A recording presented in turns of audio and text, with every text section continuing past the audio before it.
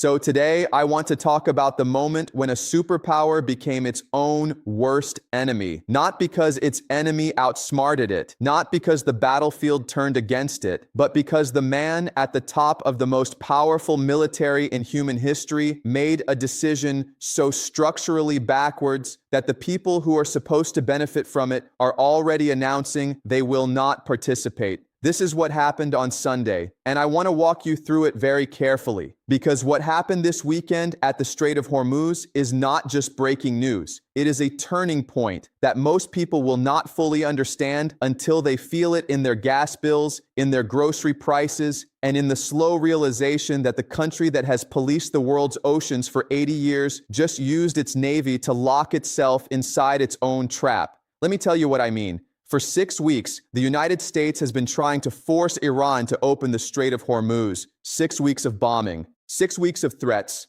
6 weeks of economic pressure. And what did America do the moment peace talks failed? It blockaded the strait itself. The same waterway it has been demanding Iran reopen, America is now preventing ships from using. That is not strategy. That is a man who lost a negotiation and knocked over the chessboard on his way out. But here is what I want you to understand today. This blockade did not just fail, it was designed to fail before it began. And once you see exactly how and why, you will understand everything that is happening in this war right now. Let me start with the Islamabad talks, because what happened there is the foundation of everything that follows. On Saturday, April 11th, Vice President J.D. Vance flew to Pakistan with Trump's special envoy, Steve Witkoff, and Jared Kushner. This was the highest-level direct meeting between the United States and Iran since the 1979 revolution. That is not a small thing. That is 47 years of no direct talks, ended in the ballrooms of Islamabad's Serena Hotel. Pakistan spent weeks engineering this moment, calling in favors from both Tehran and Washington, burning diplomatic capital to get both sides in the same room. And the talks ran for 21 hours. 21 hours of continuous negotiation, stretching through the night, with reports from inside the hotel saying delegations were still exchanging written texts in the early hours of Sunday morning. The Pakistani mediators were saying an actual memorandum of understanding was being drafted. The two sides were that close.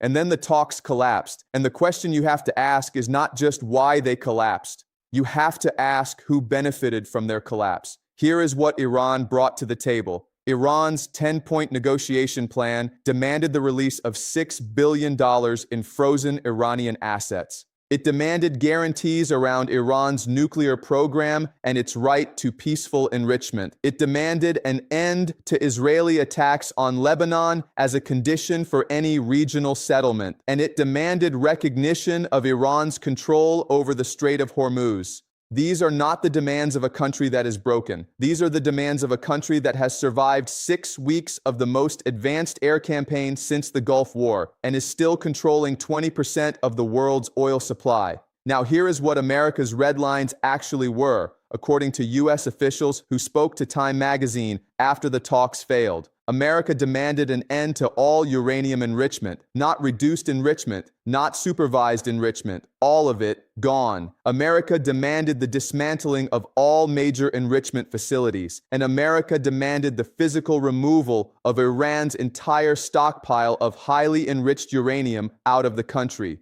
Now stop and think about what that demand actually means in strategic terms. Iran has been enriching uranium since 2006. It enriches under IAEA supervision. The 2015 nuclear deal kept enrichment at 3.5%, verified by international inspectors, and it was working. Trump tore that deal apart in his first term, and now Vance walked into Islamabad demanding something more extreme than the deal that was already destroyed. Not a return to the 2015 framework. Complete elimination, full dismantlement, surrender. That is not a negotiating position. That is a precondition for Iran's strategic disarmament. No Iranian government, regardless of who leads it, can survive accepting those terms. Because accepting those terms means giving up the only leverage Iran has accumulated through 47 years of surviving sanctions, wars, and assassinations. You do not go to 21 hours of talks with that as your opening position unless you are not actually trying to reach a deal.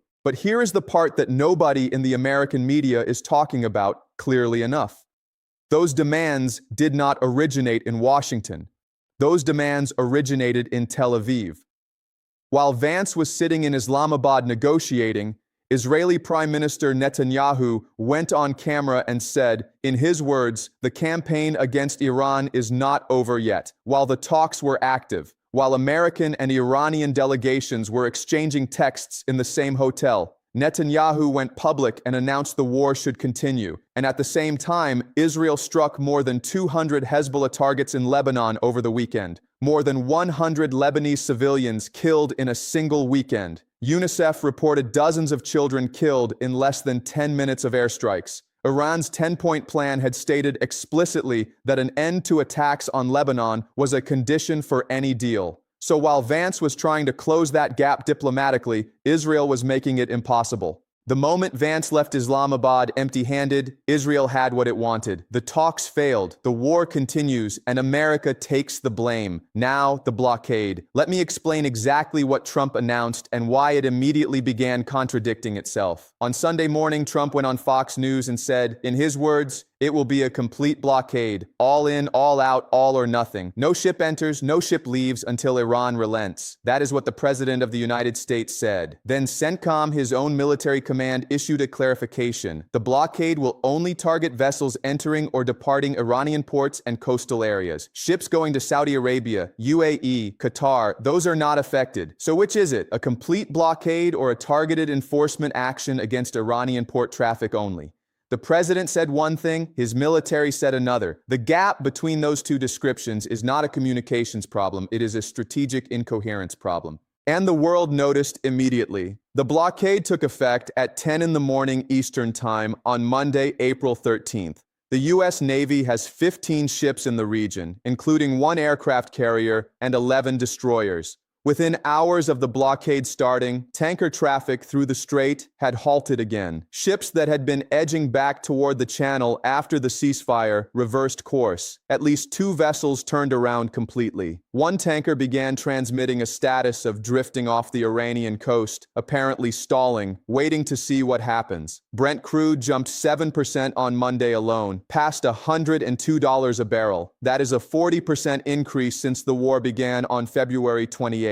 And analysts at the Quincy Institute for Responsible Statecraft told CNBC that a sustained blockade could push prices to $150 per barrel. Now let me walk you through the 5 structural reasons why this blockade produces the opposite of every result Trump says he wants. The first structural fact is this: the blockade hurts America more than it hurts Iran. This is not my opinion. This is arithmetic. Iran has been under U.S. sanctions for 47 years. 47. The Iranian economy has been squeezed, strangled, and sanctioned since 1979. The country survived. It did not just survive. It developed the military capability to close the world's most important energy choke point and charge $2 million per ship to reopen it. If 47 years of maximum economic pressure did not break Iran, a naval blockade announced on a Sunday morning will not break Iran either. Now look at who actually pays the price. American consumer confidence just dropped to the lowest level in the entire history of the University of Michigan survey. Not since 2008, not since COVID, the lowest ever recorded. And that was before the blockade started. Gas prices are already up more than 30% since the war began. Iran's parliament speaker, Mohammad Bagher Ghalibaf, posted an image of gas station prices near the White House on social media with a single line. He wrote, "Enjoy the current pump figures. Soon you will be nostalgic for $4 to $5 gas." The man whose country is being blockaded is mocking the blockade from social media. That tells you everything about who has leverage and who does not. The second structural fact: America is completely alone. The United Kingdom said no. British Prime Minister Keir Starmer said publicly on Monday, "We are not supporting the blockade." He went further. The UK said it is urgently working with France and other partners to build a wide coalition to protect freedom of navigation, a completely separate diplomatic initiative running parallel to and explicitly different from what America announced. France's President Macron announced plans for what he called a peaceful multinational mission to restore freedom of navigation in the strait. He is convening a conference in the coming days together with Britain. Australia said it was not even asked to participate and does not expect to be involved. Turkey said the strait should be opened through negotiation and persuasion. Spain and multiple European allies have publicly criticized the move. China condemned it. At the UN Security Council, China and Russia have already vetoed a resolution that would have authorized international action on the strait. And now the country that was supposed to lead a coalition to reopen Hormuz is standing alone in the water, while 40-plus nations are working on a completely different plan around it. When your allies are building a separate coalition to solve the problem you claimed you were solving, you are not leading. You are being bypassed. The third structural fact: China has already called the bluff. This is where the blockade stops being an embarrassment and starts being a genuine strategic crisis. China is Iran's largest oil trading partner. Over a third of China's crude imports pass through Hormuz. Chinese vessels have been transiting the strait throughout this conflict, paying Iran's transit tolls in Chinese yuan, not US dollars. And when Trump announced the blockade, China's defense minister, Admiral Dong Jun, made a public statement. He confirmed Chinese commercial and naval vessels are transiting the strait. He warned outside powers against interfering in China's bilateral relationships. And Chinese oil prices reversed their initial spike as traders began pricing in the reality that China's ships are going through regardless. Now, the U.S. Navy has 15 ships in the region. China's Navy is the largest by hull count in the world. So when a Chinese flag tanker approaches the blockade line, what does the U.S. Navy do? Board it?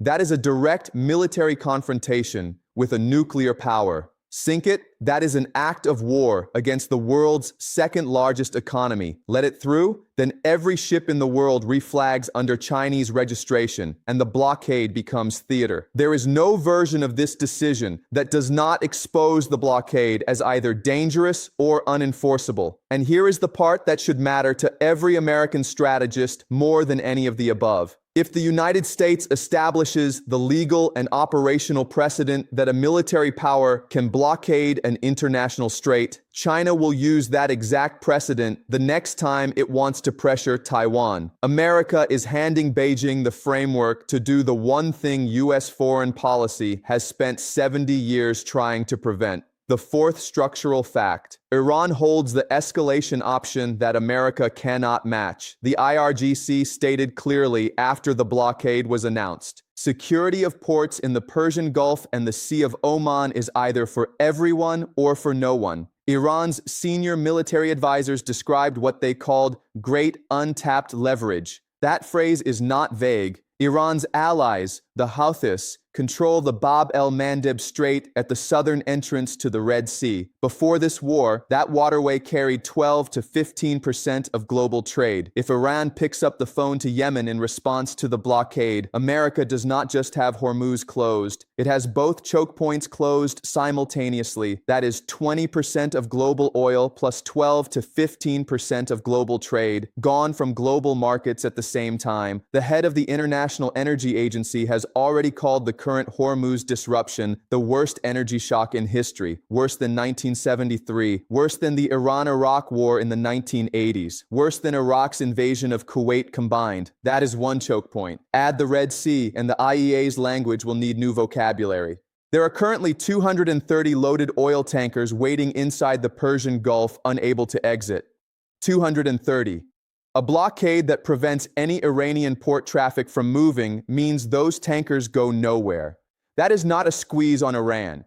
That is a self-imposed freeze on the global energy system, the fifth structural fact. And this is the one that does not get talked about enough. Russia wins. Russia's oil does not transit Hormuz.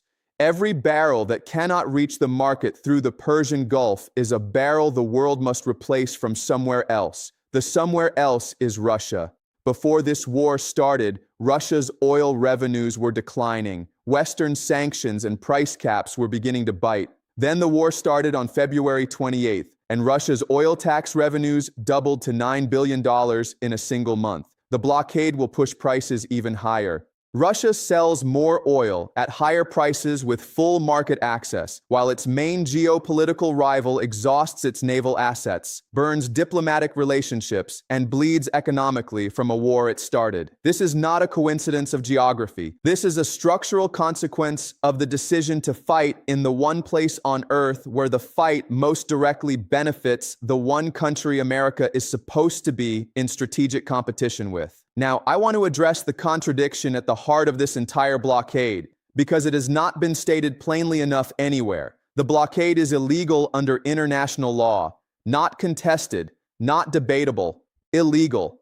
Maritime law expert James Emmons stated directly to CNBC under international law, specifically the rules governing international straits, the U.S. has no legal authority to close, suspend, or impede transit passage through Hormuz. Only Iran and Oman are coastal states, and even they are prohibited from suspending transit passage under UNCLOS, the United Nations Convention on the Law of the Sea. The same legal framework that America has cited for 80 years to justify its freedom of navigation operations around the world is the framework that makes its own blockade illegal. And retired U.S. Admiral James Fago told NPR on Monday that a blockade of a country's ability to export goods is technically speaking an act of war. The U.S. military's own former senior commanders are saying this is an act of war against a country the U.S. is nominally in a ceasefire with. And the reason that matters is not just legal,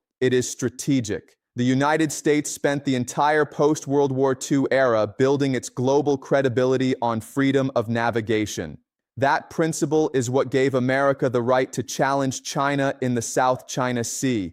It is what justified U.S. naval presence in the Black Sea. It is what gave Washington the legal and moral authority to call Iran's original closure of Hormuz a violation of international norms. And now America has violated the same principle it used to condemn Iran. The legal foundation of U.S. naval supremacy just got traded for a blockade that its own allies will not join and that its own legal experts say cannot be enforced. Now let me take you to the question that matters most right now. Why did the Islamabad talks fail? Because the answer to that question tells you whether there is any path out of this. Pakistan's foreign minister made a statement after the talks ended. He wrote, "When just inches away from an Islamabad memorandum of understanding, we encountered maximalism, shifting goalposts, and blockade." That word memorandum means a written agreement was being drafted. The two sides were writing a document together, and then something intervened.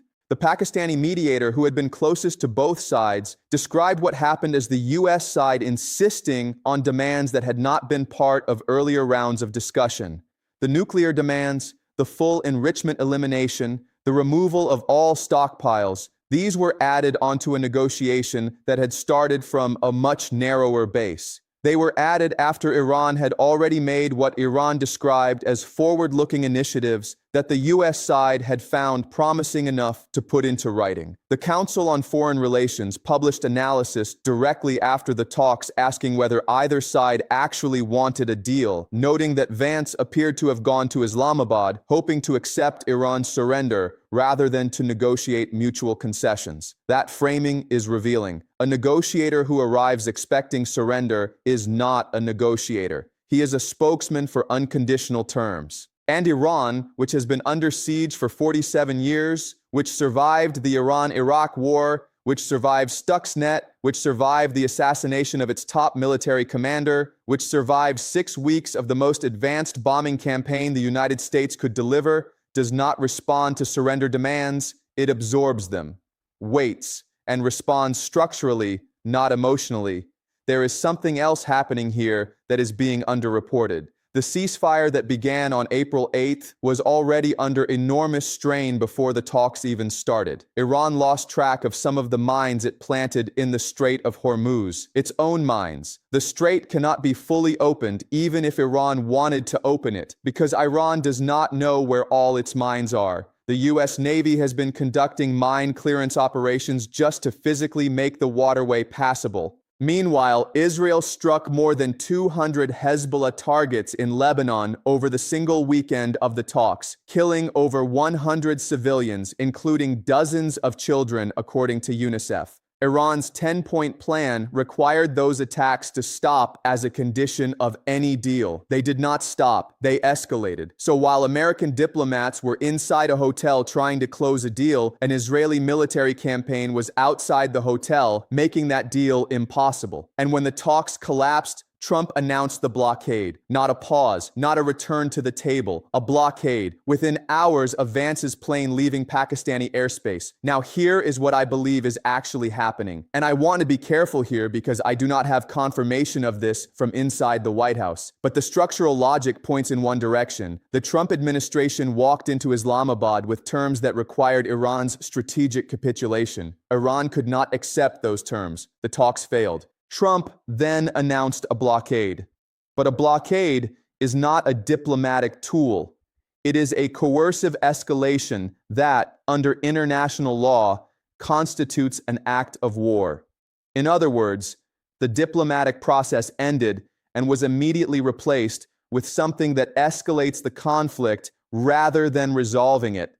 And Trump set a new 2-week ultimatum until April 27th for Iran to reach a deal. 2 weeks to agree to terms that Iran walked away from after 21 hours of direct negotiation. The ultimatum structure is not designed to produce an agreement. It is designed to justify the next escalation when the agreement does not materialize. The Wall Street Journal is reporting that Trump is also considering resuming limited military strikes on Iran alongside the blockade. If that happens, the ceasefire is over. Every diplomatic channel that Pakistan spent weeks building closes. Iran's parliament speaker posted publicly that the blockade is not a minor coercive signal. Nicole Grajewski, assistant professor at the Paris Institute of Political Studies, told Al Jazeera directly that the blockade could be considered essentially a resumption of the war. Capital Economics chief economist Neil Shearing wrote in a client note that the U.S. risked creating new flashpoints, asking specifically whether the U.S. Navy would seize Allied ships that had paid tolls to Tehran or whether it would target Chinese vessels.